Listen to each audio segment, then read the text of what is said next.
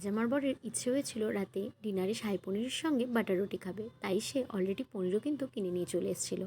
আর আমিও আস্তে আস্তে সব রেডি করে নিয়েছিলাম। পেঁয়াজ কেটে নিয়েছিলাম, টমেটো কেটে নিয়েছিলাম, কিছু আদা কুচি আর কিছু রসুনের কোয়া, সাথে কিছু কাজু বাদামও সেটে রেখেছিলাম।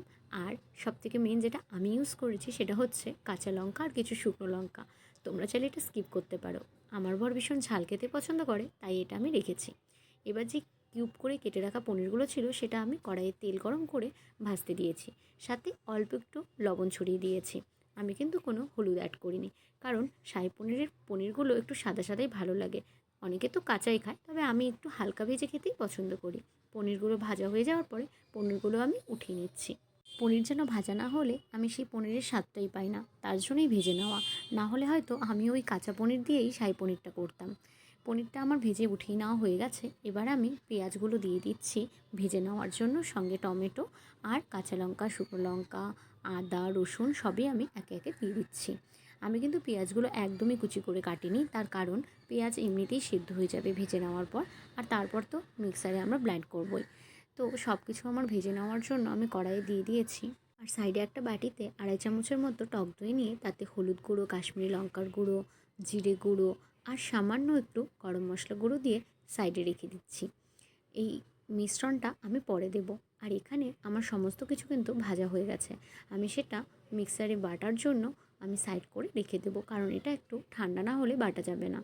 প্রচণ্ড গরম আছে, এটা একটু ঠান্ডা হোক, তারপরে এটা বেটে নেয়। এই ভাজাটার সময় কিন্তু আমি অল্প নুন দিয়েছিলাম। আর তারপর যে কাজুটা আছে সেটা কিন্তু আমি অ্যাড করিনি, সেটা আমি আলাদাই ভেজে উঠিয়ে নিয়েছি, কারণ আমি কাজুটা আলাদাই বাটবো। আমার যে বাটারটার জন্য আমি সব রেডি করেছিলাম সেই বাটারটা আমার রেডি হয়ে গেছে। ঠান্ডা করে বেটে নিয়ে সুন্দর করে ছেঁকে নিয়েছি। এই মশলাটা যদি সুন্দর করে ছেঁকে নেওয়া যায় তাহলে ভীষণ স্মুথ হয়ে যায়, খাওয়ার সময় একদমই মুখে পড়ে না।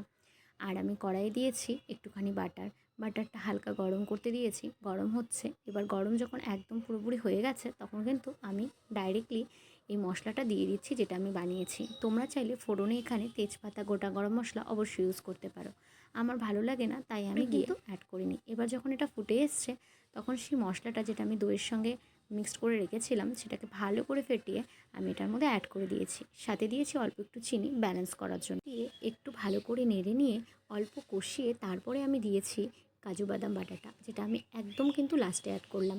আর এই কাজু বাদাম বাটাটা আমি আলাদাই বেটেছি, আলাদাই অ্যাড করেছি, কারণ কাজু বাদাম বাটা দেওয়ার সঙ্গে সঙ্গে ঝোল একদম ঘন হয়ে যায়। আর তার সঙ্গে একটু হালকা জল অ্যাড করে কিছুক্ষণ ফুটিয়ে নিয়ে তারপর আমি আস্তে আস্তে এই পনিরগুলো কিন্তু অ্যাড করছি। অ্যাড করার পর একটু নেড়ে চেড়ে যখন এটা ভালো মতো ফুটে এসছে, কষে গেছে, তখন কিন্তু আমি এতে অ্যাড করেছি ড্রাই করে রাখা কাসুরি মেথি, যেটা আমি হাতে ঘষে ঘষে ওপর থেকে ছড়িয়ে দিয়েছি। তারপরে আবার একটু নেড়ে নিলাম, নিয়ে তারপরে দিয়ে দিয়েছি বাটারটা, একটুখানি বাটার, এটাকে একটুখানি নেড়ে চেড়ে নিয়েছি। এবার কিন্তু আমার এই গ্রেভিটা পুরোপুরি রেডি, মানে আমার শাহী পনির কিন্তু পুরোপুরি রেডি। দেখো কি সুন্দর হয়েছে। আমি জানি সবাই কিন্তু আলাদা আলাদা স্টাইলে রান্না করে, রান্নাটা নিজের কাছে, যেরকম যার ভালো লাগে সেরকম করে নিয়ে খেলেই হলো।